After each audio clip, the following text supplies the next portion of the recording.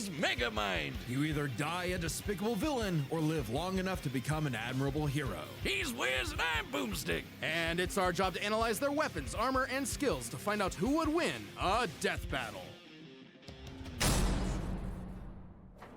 Evil never dies. It merely goes dormant, waiting for a villain to arise and spread its name to the darkest corners of the earth. Like a man so evil, he cuts in line at the coffee shop and makes balloon animals for kids and then pops them in their face. What a despicable man. The world would surely tremble at his name, Gru. Really? Just Gru? Doesn't have some sort of stage name or like doctorate or, you know? Felonious Gru, son of the supervillain known as the Bald Terror. Oh man, he's so dead. Even as a small child, Gru had big aspirations. He could make rocket bikes, cheese rays, and this dog? And his arsenal grew even more with the help of his new best buddy, Dr. Nefario. See? Now that's a supervillain name. Come on, man. With Nefario's help, Gru's gadgets grew gadgets. Flamethrowers, sticky fingers, fantastic entertainment for 2-year-olds, and a fully weaponized airship.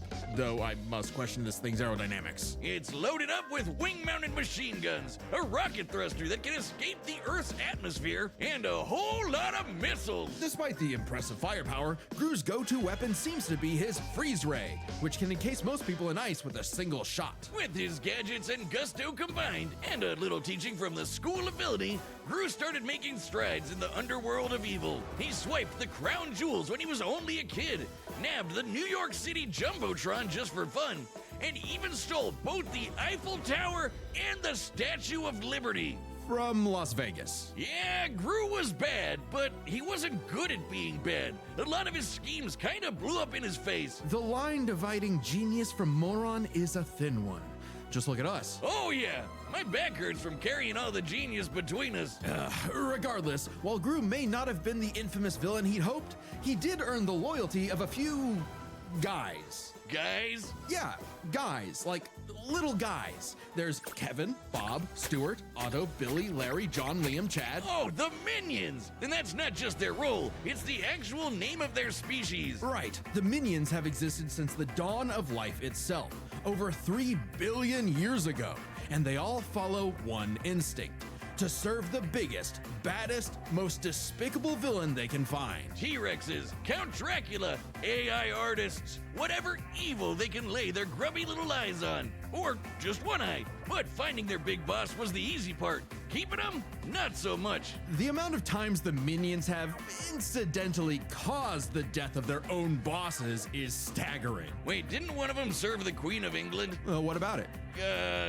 Nothing. The Minions witnessed Gru's villainy firsthand and decided that he would be the next big boss they follow. It worked out like PB&J, because like Gru, these guys do machines. The Minions invented the fly swatter centuries before humans did. They somehow crafted light bulbs and instruments while living in the Arctic. So, naturally, building Gru's absolutely massive evil lair proved a simple task. They're geniuses. They once pulled off a jailbreak by building a flying machine out of prison outfits, fans, computers, and toilets. Aisle seaters are in shambles right now. And they're seemingly invulnerable, having been smashed flat, set on fire, and exploded by missiles even inside their own mouths. But also, they're possibly immortal? Kevin here has been around since the dawn of their species, which means Kevin is 3 billion years old. And their numbers keep increasing. Over 10,000 minions clock into work every day. And yet, in a real work setting, they'd be fired in minutes.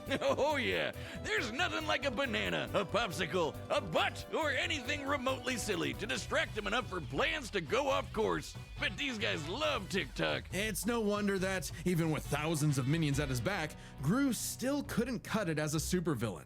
Maybe it was time to hang up the freeze ray for good.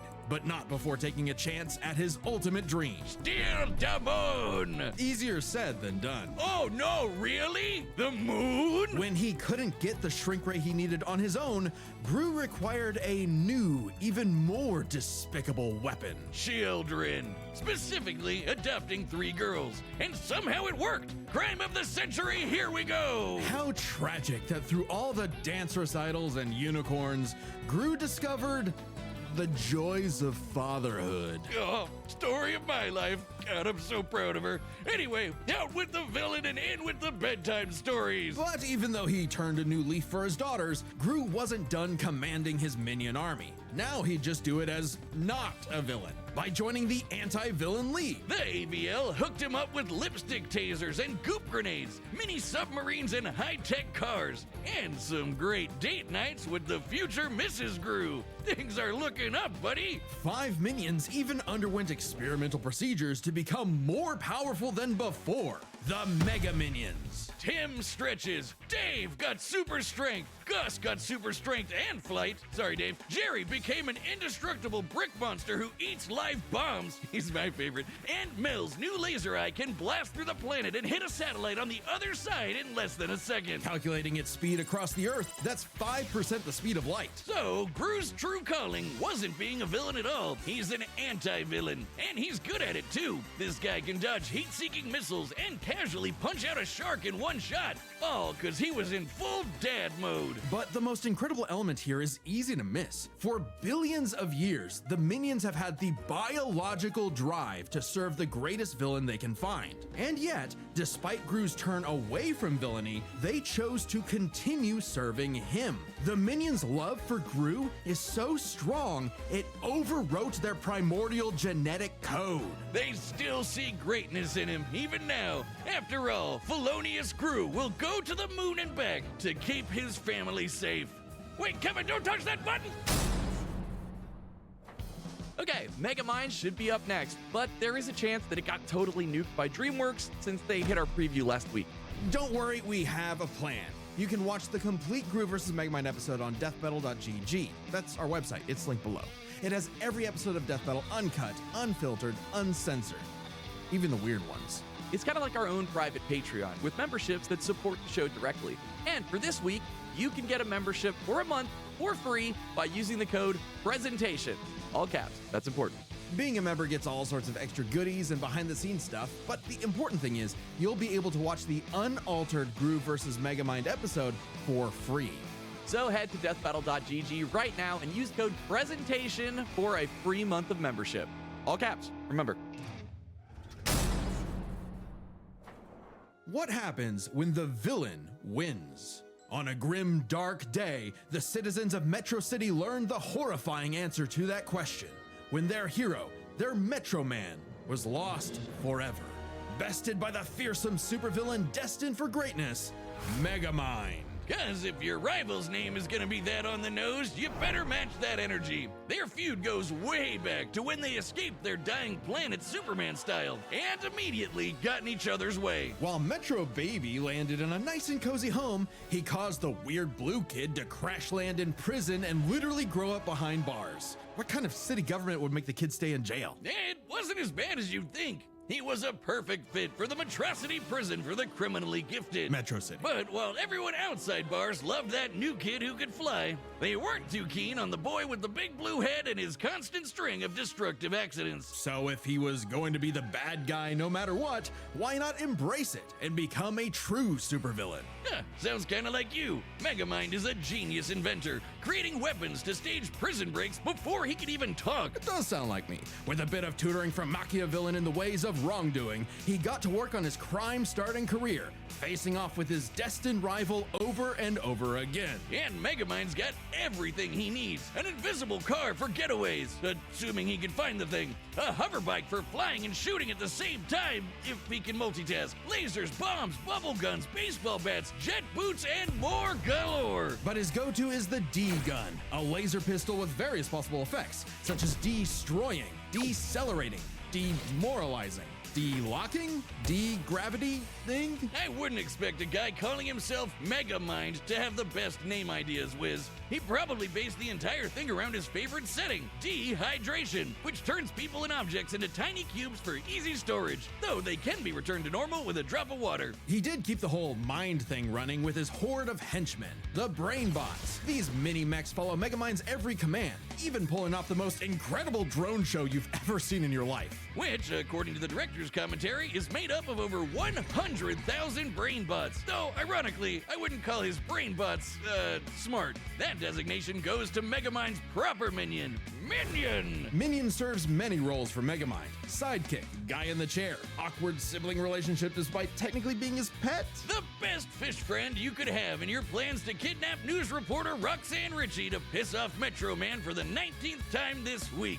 Or for the final time. Children, shield your eyes! He did it! Thanks to his most powerful invention of all, an orbital death ray that could shatter mountains, Metro City's hero had fallen. It was Megamind's time to rule. And he had no idea what to do next. With Metro Man dead, what was even the point? Clearly, he needed a new superhero to fight, and apparently, he could just make that happen. With his diffuser gun, he injected this loser with Metro Man's DNA, turning him into Metro Man 2.0, Titan. Megamind even trained him himself, using his disguise generator and expert acting skills. What a performer! But for all his smarts, Megamind is a terrible judge of character. When Titan turned tyrant, Metrocity needed yet another superhero to save it. Metro City. Thanks to some encouragement from an old friend, rival, who wasn't actually dead at all and just let all of this happen despite having godlike superpowers. Thanks to some encouragement from a very experienced friend, Megamind stepped up to the plate. Hey, he had the moxie for it. Megamind's tanked explosions and dodged electric blasts. Titan was strong enough to toss around a skyscraper, and Megamind put up a solid fight with his mech armor. A suit specifically designed to mimic the pilot's movements, whether it be lamppost sword fighting, busting a move, or being surprisingly stealthy. And with quick thinking and some hench help, Megamind taught Titan a lesson he knew all too well. The bad guy always loses. So the city decided to just forgive Megamind of all his years of terror and destruction and call him their superhero.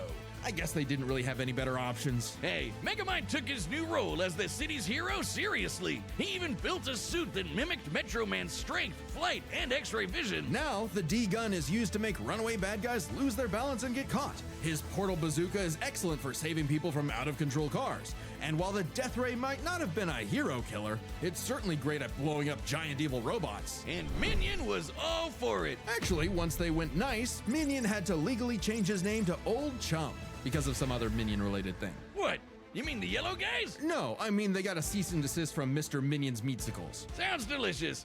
I'm still gonna call him Minion. You can't break up this duo. Even as Megamind uses his tools for good, destruction still tends to be inevitable. To the point that, as the new mayor of Metro City, and his new partner, Roxanne instated a policy that anyone inconvenienced by a Megamind battle would receive a free cup of coffee. That sounds horrifically ripe for corruption. So that's why there's so many Starbuckses everywhere. At least the Brainbots are covering all the cleanup. It's a messy job being a superhero, but Megamind's finally found his purpose, even saving the city from the Doom Syndicate, which is like 6 of him. Though not without some self-induced difficulty. You have an instant wind gun on your hip. Use it! Hey, with girlfriend, sidekick, and adoring fans to keep him going, it doesn't matter what sort of danger comes to town. Megamind will always rise up as the defender of Metrocity! It's Metro City! Wiz, what happened to you? You look funny and squishy. I'm over here, Boomstick. That's the new Death Metal plushie from U2's, and it's available to order right... Oh, like the one they made of me a year ago. You got jealous, didn't you? What? No, mine's... All right, the combatants are set, and we've run the data through all possibilities. It's time for a death battle!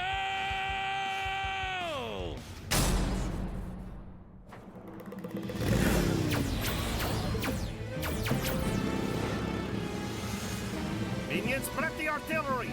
We're not letting him get away! Hi, Meatballs! Ooh, and here I thought it was the hero who chases the bad guys! Ha! Oh, oh, oh.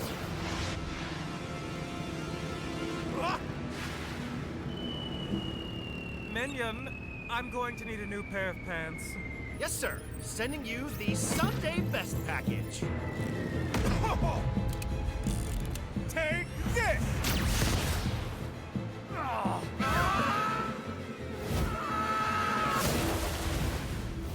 Ha!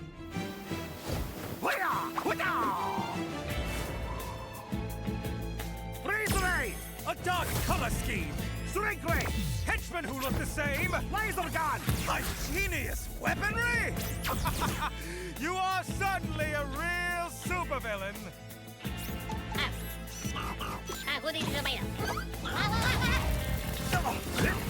You're just missing one thing! And what might that be? Presentation! Minions, assemble! And start the music!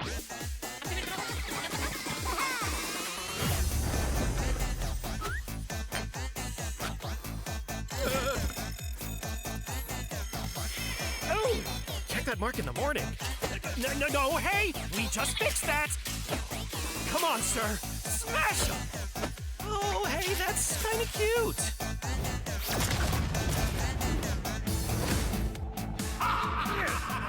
You dare challenge Megamind in my own monstrosity? Do you even know who I am? Well, life is full of disappointments. Hey!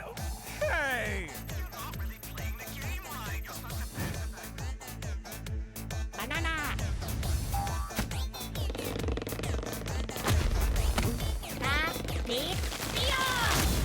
Now, as you like to say,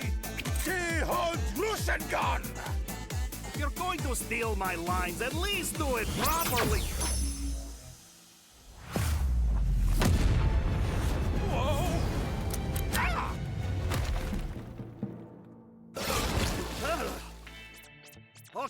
Okay, thank you for the help. Minion, is the death ray ready? Approaching. Getting there. Almost. Kinda. Maybe. On the way. Yes. Fire! Whoa!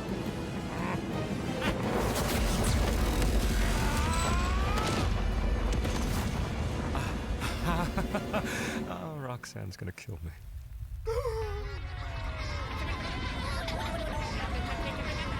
Remember this, villain!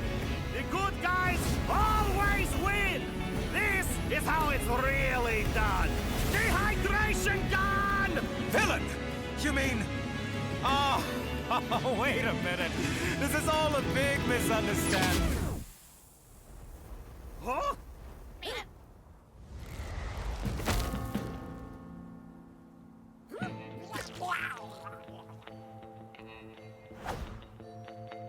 Oh, work is going to kill me for this.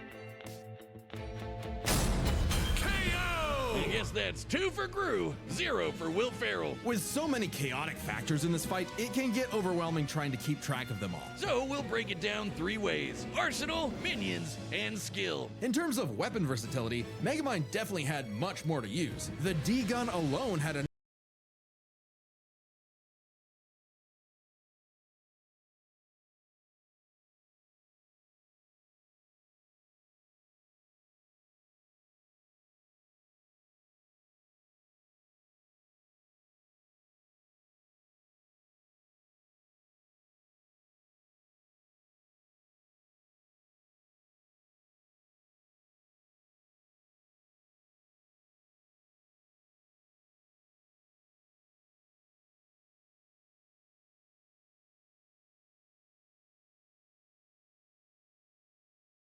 enough effects to match what Gru could do with nearly his whole kit. Throw in disguise generators, invisible cars, portal bazookas, and it's a lot for Gru to handle. Just one problem. Megamind might have had variety, but Gru's weaponry was far stronger in scope. Sure, Megamind's death ray could blow up a mountain, but Gru's shrink ray could take out the moon. And is much easier to use on top of it. Frankly, much of Megamind's deadliest weaponry would have little effect anyway. Check this out. When Gru first tried to get the shrink ray, he triggered a missile missile trap so explosive it created a mushroom cloud. Based on the size of the blast, that's about 4 kilotons of TNT, and all those missiles fired at him from point-blank range. Shockingly, that's about 38 times greater than Megamind's orbital death ray. And Gru kind of just walked it off.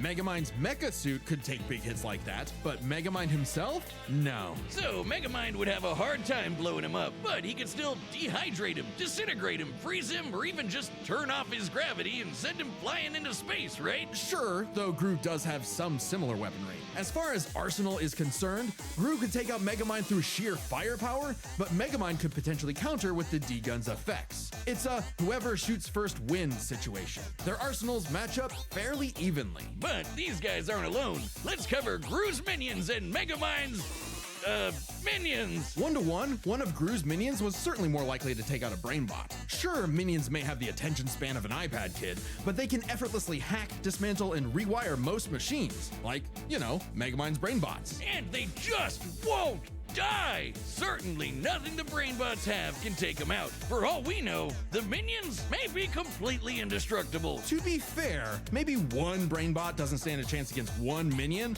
but there are far more brainbots than minions in total, 10 times more, and the brainbots are a much more organized and focused unit. Compared to the vanilla minions, maybe, but the mega minions are strong enough to rip and chomp through metal like wet paper. Aunt Mel's got a history of destroying satellites with a laser beam strong enough to cut through the earth, so it's bye-bye Death Ray. But we can't ignore the most competent minion of them all, Megamind's minion, Old Chump. He's way more competent than Dr. Navario, can operate all the tech like the mech suit used to fight Titan, and can match Megamind's brains and style beat for beat.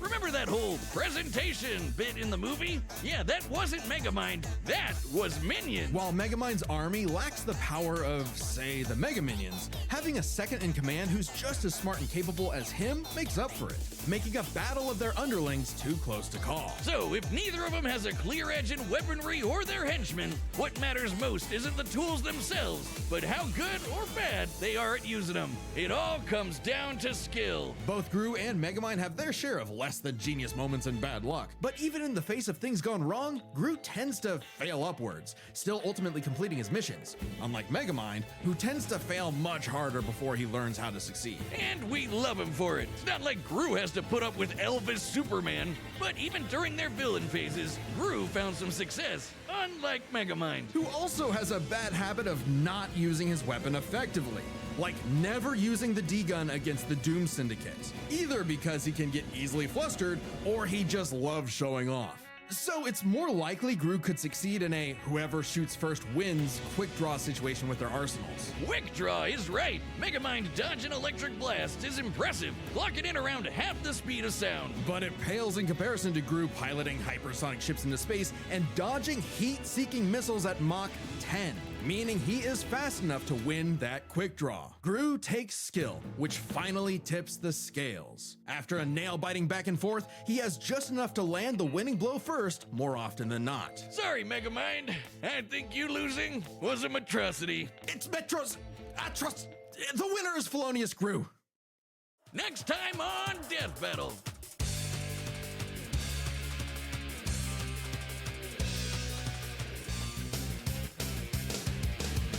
Subscribe and join as a member to see more Death Battle. Thanks for watching.